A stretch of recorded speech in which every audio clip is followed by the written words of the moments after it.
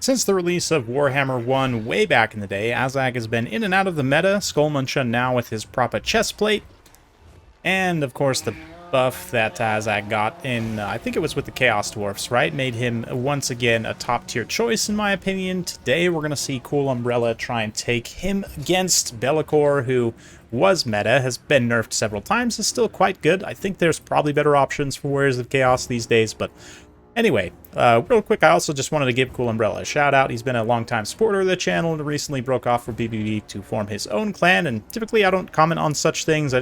He's been a great supporter of the channel, submitted lots of replays, and just been an awesome dude in general, so I wanted to wish him the best. Generally, I think more clans in competition is better. It gives healthier competition, and anyway. Now, that's it for that, and for the build here, Azag leading the way. We've got some Spider Riders, some Squig Herds as well, Savage Orc, Air Boys, 8-Peak Loons, and some Black Orcs, all mixed in here. Some more Fanatics, really like the Fanatics if you can remember to use them. Goblins as a front line, very cost effective. So a nice Greenskins horde, fairly well balanced, some missiles, some monsters, and whatnot. I guess Azag is really the only monster, but you do have some Squig Herds and everything else. Be'lakor, of course, leading the way for Warriors of Chaos. They've got a nice Tzeentch kind of elite core here with two Chosen of Tzeentch with halberds and Separate Claw aspiring champions. Very interesting choices. They are going to be quite tanky, but I'm not sure against Greenskins exactly what they're meant to counter here. Perhaps Stone Trolls? Not really sure. Marauders, also a bunch of them in a big long line here. We've got some Marauder Horsemen. Oh, phone's just absolutely going off. Apologies about that. And let's get things rolling. So the archers are going to start screening initially. Marauder Horsemen trying to make their way up and around the flank. And Be'lakor, of course, is quite threatening to Azag himself. Definitely more than a match for him in melee combat. I mean, Azag is considerably cheaper. Has 2,000 less HP and just worse combat stats overall. So that 2,000 less HP is significant. And 23 difference in melee defense is also pretty huge. But Be'lakor is going to use Melkoths to start to whittle down these Spider Riders and try and win a little flank engagement here, start to work down some of the mobility of the Spider Riders. But, ooh, nice Fanatics cast through these cavalry. It doesn't do as much damage to them as it would to an infantry unit, but still is going to get some kind of ranged DPS, basically, more or less. Also, a Pit of Shades being used here on just Spider Riders. A little bit of a questionable decision on a spell cast. But it is going to, again, allow, from a tactical perspective, the Warriors of Chaos to try and get a mobility advantage here, which I guess is important to them. I mean, they've only got a little bit more Squig Herds and Spider Riders here, so Cool Umbrella's, yeah, just taking his time, playing defense right now, playing off of these Savage Orc Air Boys. Their high damage missiles will hit these Marauder Horsemen pretty hard, even though they're not super accurate. When you're shooting a big target like an entire unit of horsemen, it makes things a little bit easier, right? So we do get a little bit of melee engagement, though, as some of the Squig Herds and Goblins see their opportunity to come forward, fight it out with some Marauders. The Tzeentch elites do arrive, though. Blue-clad armored infantry trudging in through the mud and the swamps to try and take out some of these Squigs. But the Black Orcs are going to be afforded a pretty nice opportunity, and the Savage Orc Air Boys as well. Talked about this in a lot of videos in the past. Haven't mentioned it too much recently, but Orc Arrows are essentially crossbows. Like, they have the same AP values as crossbows, like Empire crossbows or Quarrelers for the Dwarfs. So they are actually quite high damage against armored targets. Again, the accuracy kind of is terrible, but it's less of a problem when you're shooting at a full-size unit rather than just a single entity, although definitely huge single entities are also quite easy to take down. We see a nice Fate of Buna here, though, go off on those Chosen. That is going to accrue some very high-value damage. Be'lakor is swooping in, though, going for a sneak attack on Azag right in the back there. Azag doesn't even notice him until Be'lakor is able to get a hit, although Azag's speed is much higher, 110 speed versus Bellacor's 90, so as long as Cool Umbrella stays on top of his micro, he should be able to stay out in front. That Wah also allowed for a nice big timing push, although I'm surprised the Black Orcs didn't even get through the Chosen's barrier during that uptime, which is pretty surprising. But this other unit of Black Orcs is now getting some really good value against this Chosen. This is a pretty ideal situation for Black Orcs to be fighting against elite halberd infantry that is, don't get me wrong, quite good, but they're definitely not going to trade very efficiently against an infantry unit like Black Orcs. Some nice Fanatics cast too, doing some serious friendly damage to those Black Orcs, but also doing some very good damage to the Chosen. Be'lakor, though, still continuing to pursue Azag. Azag hard landed there near some of his own cavalry to try and screen, get a little bit of poison. The damage resistance buff there, that Shadow Shroud, has been popped for Be'lakor, so let's take a nice wide view again. The Warriors of Chaos are exploiting their mobility advantage to chase routing units here, using those poor Warhounds to chase those poor squigs to great effect, and also kind of pressuring this Orc Airboys, not allowing them to get set and shoot against Be'lakor. But the infantry fight is going in favor of the Greenskins, unsurprisingly.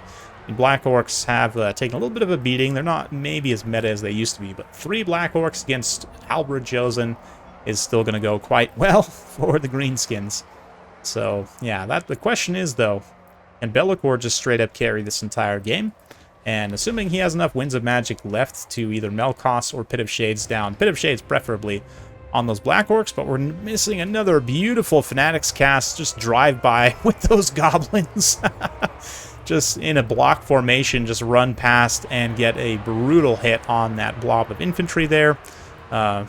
Zag, just Benny Hill music playing, just flying around in the air. Absolutely trying to say, what is that? Is that a little random hawk? Anyway, don't get distracted. I'm going to see another Fated Buna be cast on this Chosen here, and already the Warriors player is feeling the pain of elite infantry, right? And Greenskins just punishing heavily.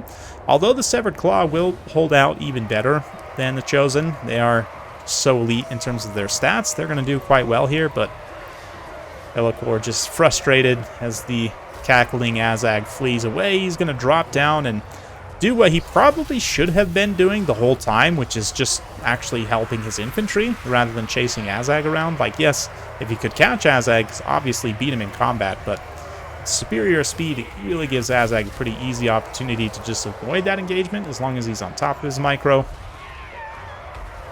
And Be'lakor, as a result, really hasn't done anything so far. He's got 1600 value, which is definitely not nothing. Been casting some Melkos and some other spells to trying to accrue some value, but in terms of his melee output, he could have been doing a lot more if he had just been fighting alongside his halberds this whole time, and perhaps they would not have paid such a severe price fighting those Black Orcs, but things are still relatively close. Like I said, these Hounds have been doing a great job just pressuring, and yeah, in general, I mean, Be'lakor himself is just so strong that it's hard to really count him out until he's really well and truly done. And here, Cool Umbrella's archers a little bit overstacked up, so they're not firing very efficiently. They're not going to be doing too much damage. Also, Be'lakor, I mean, he's a big single entity, but he's not incredibly huge. And especially at kind of their max range distance, the Orc Airboys are not going to be terribly accurate at shooting him. We'll see. Nice Spirit Leech will contribute some damage from Azag there. He did pop his Shadow Shroud, though, to block a lot of that damage. Or no, the Spirit Leech is actually on the Severed Claw, which is a pretty brilliant play, honestly. They've got a low model count. That helps contribute some extra damage against them because Black Orcs ultimately didn't actually have the ability to kill them with Be'lakor's support.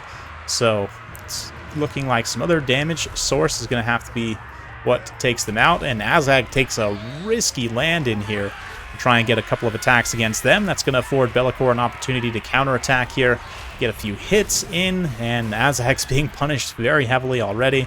He's got to try and get out of the situation if he can. The ground speed of the Wyvern is not nearly as fast as it is in the air, so Be'lakor gets distracted doing a couple of extra kind of flashy attack animations there, killing some of the Black Orcs and Goblins, and does allow Azag the opportunity to escape, but the damage he took there basically just took it directly out of the balance of power, more or less.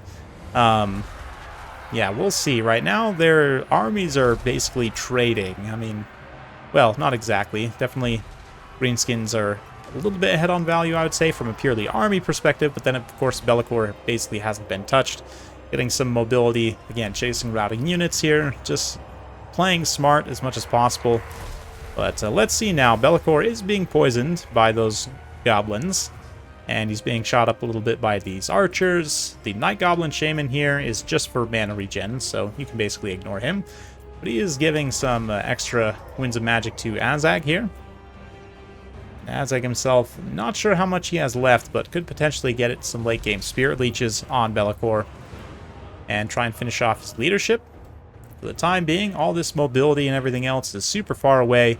Severed Claw have been broken, and there's no local support for Be'lakor, so it's a good opportunity for Cool Umbrella to try and do as much damage as possible. He's going to come in with a Spirit Leech, Melkos on that Savage Orc Airboy. The other Orc Airboy maneuvers away so they can then turn and shoot. Azag himself is going to drop down for a risky biscuit, try and take a snack out of Be'lakor's back and immediately turn away. Screen with the Squigs. Turn and fire with the archers, and yeah, it's all hands on deck right now to try and take out Be'lakor. While the rest of this mobility is now going to go attack these two goblins who are overchasing a little bit. Nope. Actually, they decide not to. I mean, those goblins, honestly, if they were to turn around and fight back, would probably be able to win that fight, to be honest. There's enough goblins there, and they're tenacious little buggers.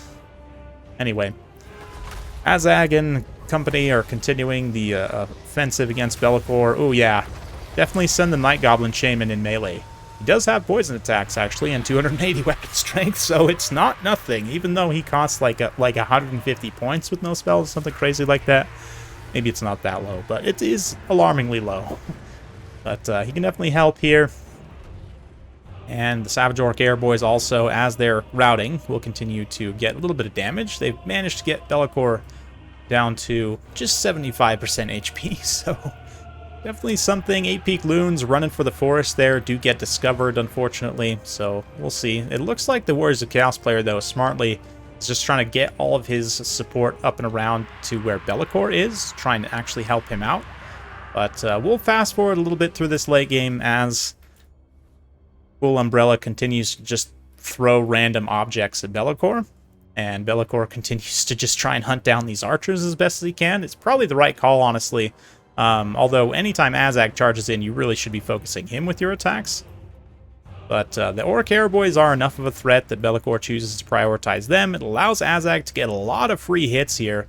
Mobility also did exactly the opposite of what I was saying and did not come support Be'lakor, instead chasing some Black Orcs, which is important, I guess, but probably more important to actually get over here and contribute to where the main fight is.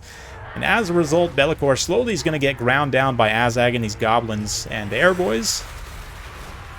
And despite all of his flashy attack animations, his cool, big, glowing sword, just a bunch of stupid goblins and this weird orc with a dumb hat is enough to actually win the fight against him. So, yeah, poor Be'lakor. I say poor Be'lakor. Definitely deserves it. Skullmuncher biting his ankles there. Just, you know, snacking on his ACL. I love the goblins screaming, too. Man, Greenskins are so much fun. Like, they're just slapstick, violent slapstick at its best. There you go. A little bit of disintegration happening, and that's it for the Warriors. Beautiful replay from Cool Umbrella, I have to say. Very much enjoyed it. Loved seeing the Black Orcs do their thing, even if they don't necessarily pay for themselves, still helping to rip down these ancient halberds, none of which really did anything. Be'lakor himself, of course, is going to carry an insane amount of value. Mobility actually does okay. Nice chasing routing units, just didn't exactly go to the right place at the right time in the end game, which ended up maybe costing Warriors the win there. But Azag, man, almost 4,000 value on him, 16,000 damage dealt. He's serious with that HP and his speed. It makes him very survivable, and also can dish spells. He can get little sneak attacks, as we saw there in melee. Just overall scrappy, great lord to represent the Greenskins. And the Savage Orc Airboys, of course, very strong also, great unit to have. And the Fanatics, I have to call out, 1447, 12,000 damage dealt on a unit of basic Fanatics is very good stuff.